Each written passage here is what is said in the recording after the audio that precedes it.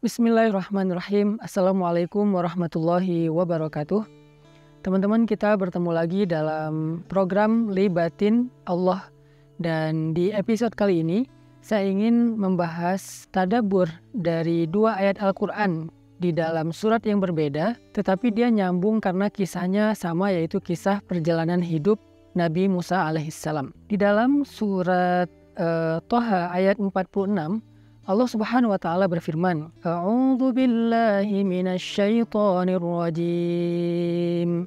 Bismillahirrahmanirrahim. Qala la takhafa innani ma'akuma asma'u wa ara. Allah Subhanahu wa taala berfirman kepada Musa dan Harun, "Wahai Musa dan Harun, la takhafa. Janganlah kalian takut berdua. Innani ma'akuma asma'u wa ara. Sesungguhnya aku bersama dengan kalian mendengar dan melihat." Ayat yang kedua adalah di surat Asy-Syu'ara ayat 62. Allah Subhanahu wa taala berfirman, Bismillahirrahmanirrahim.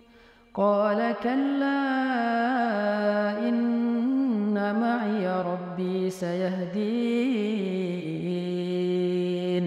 Musa berkata, sekali-kali tidak, sesungguhnya bersamaku ada Robku yang akan memberikan jalan kepadaku. Dua ayat ini tuh sebetulnya memberi kita sebuah nasihat tentang bagaimana cara kita melibatkan Allah dalam urusan hidup kita, bahkan sejak awal sampai akhir. Jadi bukan hanya melibatkan Allah di awal aja, atau melibatkan Allah di akhir ketika udah mentok. Tetapi ini gimana cara melibatkan Allah sehingga muncullah ma'iyahnya Allah, kebersamaan Allah dalam urusan kita, dalam hidup kita dari sejak awal sampai akhir. Gimana caranya?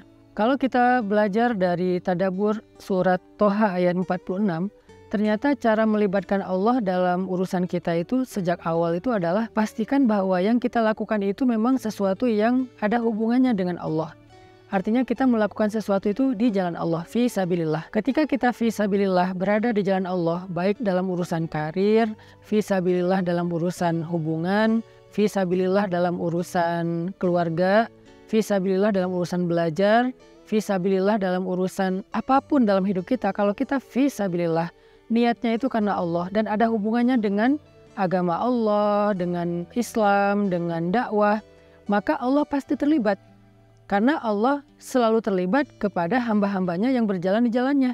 Kisah Nabi Musa, waktu itu Nabi Musa diutus oleh Allah, Idhab ila Fir'aun, pergilah kamu kepada Fir'aun, lalu berdakwahlah kepada Fir'aun. Sehingga ketika Nabi Musa mau bertemu dengan Fir'aun, Allah bilang, wahai Musa dan Harun, gak usah khawatir, aku bersama kalian kok. Aku akan mendengar, aku akan melihat, aku akan menyaksikan, aku akan terlibat dalam urusan kalian sejak awal. Sehingga gimana cara kita untuk men-switch niat kita supaya apa yang kita lakukan itu ada hubungannya dengan Allah. Sederhana sih, kita coba renungkan apa sih hubungannya antara yang kita kerjain itu dengan ibadah. Apa hubungannya antara yang kita kerjain itu dengan dakwah. Misalnya teman-teman dalam urusan karir.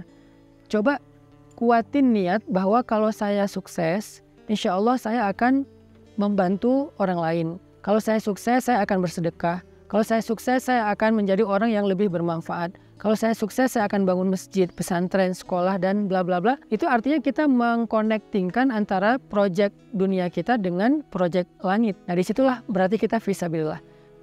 Atau misalnya gini, kalau saya dapat proyek ini, insya Allah saya mau mengumrohkan ibu saya, mau mengumrohkan guru saya. Itu berarti kan ada hubungannya dengan agama Allah atau ibadah. Atau misalnya kalau nanti saya misalnya nikah sama dia, saya pengen belajar bareng dia untuk lebih dekat kepada Allah. Saya pengen ke ta'lim bareng. Saya pengen tahajud bareng. Kalau saya udah menikah, nanti saya akan lebih baik dalam menjaga diri dari dosa-dosa dan seterusnya. Ini adalah cara kita nge-switch antara apa yang sedang kita lakukan dengan Allah Subhanahu wa taala. Itu cara melibatkan Allah di awal. Makanya ketika Nabi Musa pulang kampung nih dari Madian ke Mesir, Nabi Musa itu bukan cuma niat mudik, tapi ada misinya ketika mudik. Apa misi Nabi Musa ketika mudik? Misinya adalah idhab ila Fir'aun innahu tagha, berangkat untuk bertemu Firaun dan mendakwahi Firaun supaya bisa membebaskan Bani Israel, arsil ma'iyya Bani Israel, bebaskan Bani Israel, dan mengajak Firaun untuk taubat, untuk menyembah Allah Subhanahu wa taala. Itu adalah misi Nabi Musa ketika mudik. Jadi bukan cuma pulang kampung. Artinya apa yang kita lakukan itu harus kita coba cari poin apa hubungannya dengan Allah, poin apa hubungannya dengan ibadah, poin apa hubungannya dengan dakwah. Itu harus selalu muncul dalam hidup kita. Jadilah seorang misionaris kebaikan, jadilah seorang agen kebaikan yang ada hubungannya dengan Allah Subhanahu wa taala. Maka apapun yang kita lakukan itu Allah terlibat. Apapun Allah terlibat. Kemudian ketika dalam perjalanan bagaimana melibatkan Allah sampai di akhir? Belajar dari surah Asy-Syu'ara tadi, yaitu kalla inna ma'iya rabbi sayahdin. Ketika pengikut Musa bilang, ya Musa, kita ini celaka, kita akan ketangkap sama Firaun, kita akan dibunuh sama Firaun, kita udah mentok, di depan kita laut, di belakang kita tentara. Nabi Musa bilang kepada kaumnya supaya mereka tidak berputus asa dari ma'iyah atau kebersamaan Allah. Kata Nabi Musa, kalla, enggak seperti yang kalian anggap bahwa Allah enggak terlibat, kita sendiri, kita ditinggalkan, kita bakal dibunuh, kita bakal disakiti sama tentara Firaun. Kalla, enggak kayak gitu. Inna ma'iya rabbi sayahdin. Kok bisa Nabi Musa bilang kayak gini? Sesungguhnya bersamaku ada Robku yang akan memberikan jalan. Karena Nabi Musa percaya dengan janji Allah yang tadi di surat Thaha. La takhafa inni ma'akuma asma'u wa ara. Aku bersama kalian wahai Musa dan Harun. Sehingga ketika mentok Nabi Musa percaya dengan janji Allah bahwa Allah la yukhliful mi'ad. Gak pernah ingkar janji.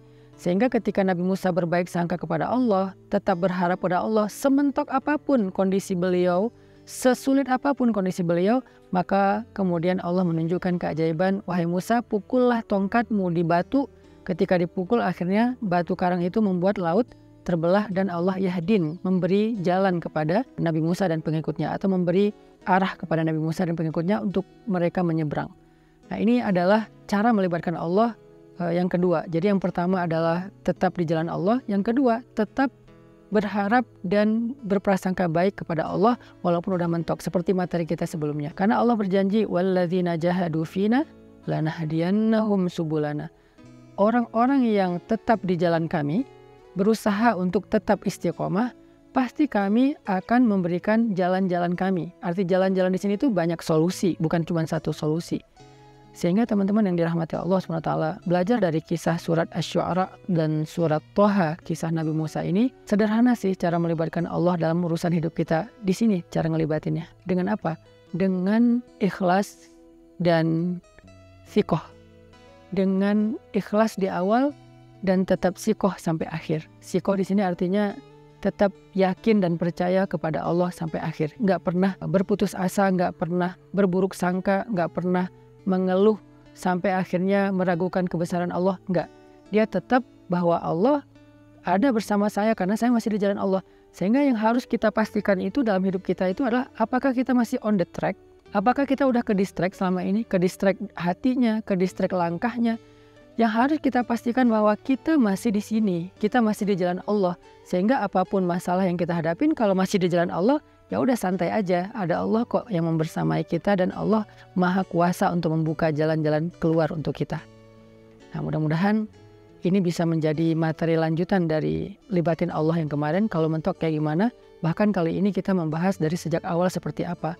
Belajarlah dari surat Asy-Syu'ara dan surat Thaha, kisah Nabi Musa alaihissalam. Barakallahu fikum.